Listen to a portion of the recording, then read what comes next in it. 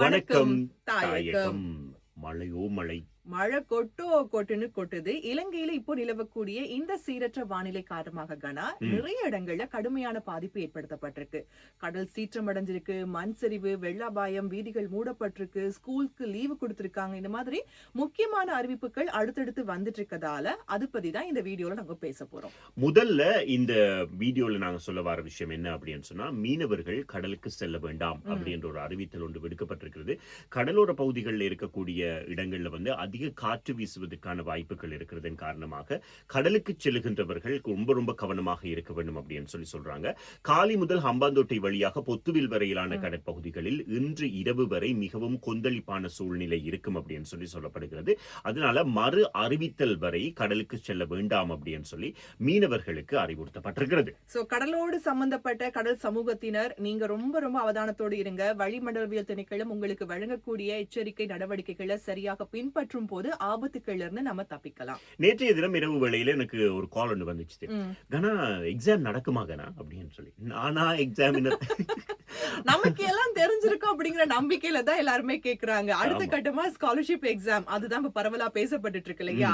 இப்ப இந்த scholarship exam நிஜமாவே நடக்குமா இல்லையா? ஏன்னா சடனா ஸ்கூல்ஸ் எல்லாம் க்ளோஸ்டுனாங்க, யூனிவர்சிட்டிஸும் அவங்களுடைய கல்வி செயல்பாடுகள் எல்லாம் நிறுத்தி வச்சிருக்காங்க. அப்படி இருக்கும் போது 5ஆம் ஆண்டு ஸ்காலர்ஷிப் எக்ஸாம் அதை வந்து போஸ்ட்போன் பண்றதுல என்ன ஆக போகுது? இப்ப நடக்குமா நடக்காதா? கட்டாயமா நடக்கும் அப்படின்னு சொல்லித்தான் அறிவிச்சிருக்காங்க. புலமை பரிசில் பரீட்சையாக இருக்கலாம், உயர்தர பரீட்சையாக இருக்கலாம், 2 பரீட்சைகளும் கட்டாயமாக நடக்கும் அப்படின்னு சொல்லப்பட்டிருக்கிறது. இந்த சீரற்ற வானிலை காரணமாக இன்றைய தினத்தை பொறுத்தவரையில் கண்டி, நுவரெலியா போன்ற பகுதிகளில் இருக்கக்கூடிய பாடசாலைகளும் பேரதனி பல்கலைக்கழகம் மட்டும்தான் மூடப்பட்டிருக்கு. ஏனையவை எல்லாமே வந்து வழமை மாதிரி தான் இயங்கிக் கொண்டிருக்கு. சோ இந்த ஸ்காலர்ஷிப் எக்ஸாம் பொறுத்த வரைக்கும் இதுக்கான ஒரு ஸ்பெஷலான கூட்டம் நாளைய தினம் இடம்பெறவிருக்கு. இந்த கூட்டத்துல வளிமண்டலவியல் திணைக்களம், அனர்த்த முகாமைத்துவ மையம், பரீட்சை திணைக்களம் இந்த 3 டிபார்ட்மெண்ட்டுமே சேர்ந்து மதிப்பாய்வு செய்ய போறாங்க கனா. இதுல வந்து வளிமண்டலவியல் திணைக்களத்துடைய பணிப்பாளர் நாயகம் சொல்லக்கூடிய விஷயம், இப்ப இருக்கக்கூடிய இந்த மழை ஒரு தற்காலிக பருவ காற்றினுடைய தாக்கம். ஆமா, ஆகஸ்ட் மாதம் 6, 7, 8 ஆகிய திகதிகளுக்கு பிறகு மழை குறைவடைய தொடங்கும் அப்படின்னு சொல்லி எதிர்பார்க்கிறாங்க. பரீட்சைகள் நடைபெறும் காலத்தை பொறுத்தவரையில் அந்த காலத்தில் வந்து இந்த வானிலையில் வந்து மாற்றங்கள் நிச்சயமாக வரும் அப்படின்னு எதிர்பார்க்கப்படுது. ஆகஸ்ட் மாதம் 6ஆம் திகதிக்கு பிறகு பசிபிக் பெருங்கடல உருவாகக்கூடிய சூறாவளியுடைய தாக்கத்தால இலங்கை பொறுத்த வரைக்கும் கொஞ்சம் மழை அதிகமா பெய்யறதுக்கான வாய்ப்பு இருக்கு. ஆனா இருந்தாலும் எக்ஸாம்ஸ் எல்லாமே இந்த மாதம் 10ஆம் திகதிக்கு பிறகுதானே இருக்கு. அதுக்குள்ள பேக் டு நார்மல் ஆகிடும். அதனால போஸ்ட்போன் பண்ண வேண்டிய தேவை இருக்காது அப்படிங்கிறது இப்போதைக்கு சொல்லப்பட்டிருக்கு. நாளைக்கு கூட்டத்துல இறுதி முடிவு எடுக்கப்படும். மண் சரிவு காரணமாக நேற்றைய தினம் சில வீதிகள் மூடப்பட்டிருந்தது. அதிலும் குறிப்பாக கொழும்பு கண்டி பிரதான வீதியில், அதாவது கடுகண்ணாவ பகுதியில் வந்து கற்கள் விழுவதன் காரணமாக வீதி மூடப்பட்டிருந்தது. அதே மாதிரி ஹட்டன் கினிகத்தன்ன வீதி, ஹோமகம கம்போல வீதி, இந்த வீதிகள் மூடப்பட்டிருந்தன. இவை மீண்டும் திறக்கப்பட்டிருக்கிறது இன்றைய காலை வெளியே. இது ஒரு நல்ல செய்தியாக இருந்தாலும் கூட இலங்கை பொறுத்த வரைக்கும் இன்னும் சில பகுதிகளுக்கு ஆபத்து நீடிக்கப்பட்டிருக்கு. மிக முக்கியமாக கண்டி மாவட்டத்துல உடுதும்புர, கங்கைகில கோரல, பஸ்பாகே கோரல, கேகாலை மாவட்டத்தினுடைய யாட்டையாந்தோட்ட, நுவரெலியாவினுடைய அம்பகமுவ மற்றும் நோவூட் இந்த பகுதிகளுக்கு தொடர்ந்து சிவப்பு எச்சரிக்கை, சிவப்பு மண் சரிவு அபாய எச்சரிக்கை விடுக்கப்பட்டிருக்கு. இந்த வானிலை காரணமாக கண்டி மற்றும் நுவரெலியா மாவட்டங்கள்ல அனைத்து பாடசாலைகளும் மூடப்பட்டிருக்கு அப்படின்னு சொல்லியிருந்தோம் இல்லையா?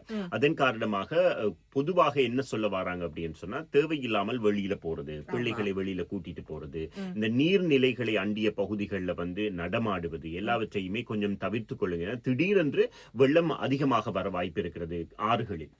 அதனால கொஞ்சம் கவனமாக இருங்கள் அப்படின்னு தான் சொல்லி இருக்கிறாங்க. ஏன்னா ரொம்ப நாளைக்கு பிறகு மழை பெய்யும் போது எங்கேயாவது வெள்ளம் வந்துருச்சுன்னு சொன்னா நமக்கு ஒரு பழக்கம் இருக்கு, வெள்ளம் பார்க்க போறது.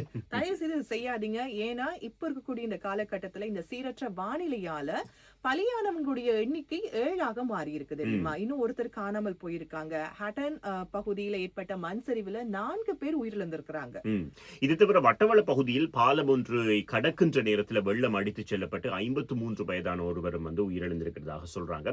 நாவலப்பிட்டியவில் ஒரு வர்த்தக நிலையத்தின் மீது மண் சரிவு ஏற்பட்டதன் காரணமாக 67 வயதுடைய ஒரு நபர் உயிரிழந்திருக்கிறதாகவும் பதிவாகி இருக்கு. பஸ்பாகே கோரல பகுதியில வீடுக்கு மேல மண் சரிவு வந்ததால 67 வயதான ஒரு நபர் உயிரிழந்திருக்கிறாரு. அதே நேரத்துல கினிகத்தேன அம்பகமு பகுதியில 45 வயதான ஒருத்தரை வெள்ளம் அடிச்சிட்டு போயிருக்கு. அவர் காணாமல் போயிருக்காரு. இந்த மாதிரி நிறைய பிரச்சனைகள் நடக்குது. அதனால கொஞ்சம் அவதானமாக இருங்கள். குறிப்பாக வடக்கு கிழக்கு பகுதிகளில் கொஞ்சம் வெயில் இருக்கு, கொஞ்சம் வெப்பமான வானிலை தான் இருக்கு. ஆனா ஏனைய பகுதிகளை பொறுத்தவரையில் நிறைய மேகமூட்டத்தோடு இருக்கிறது.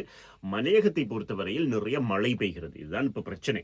இலங்கை பொறுத்த வரைக்கும் நீர்ப்பாசன திணைக்களத்தினுடைய அண்மைய தகவலின்படி கடந்த 24 மணித்தியாலத்துல நாட்டினுடைய நிறைய இடங்கள்ல மழை குறைவடைஞ்சிருக்கு.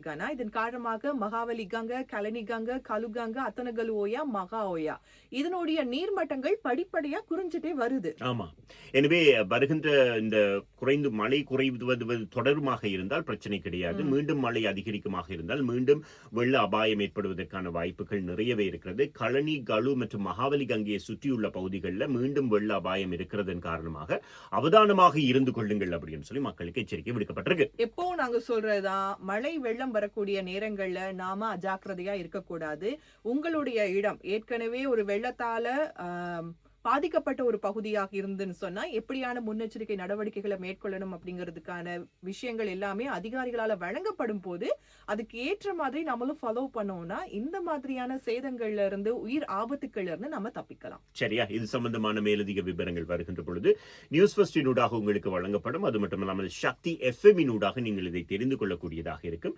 இது போன்ற செய்திகளை நீங்கள் தெரிந்து கொள்வதற்கு ஒவ்வொரு நாளும் காலை வேளையில் 6 மணியிலிருந்து 10 மணி வரைக்கும் சக்தி எஃப்எம்மில் வணக்கம் தாயகம் கேளுங்க. வணக்கம் தாயகம்.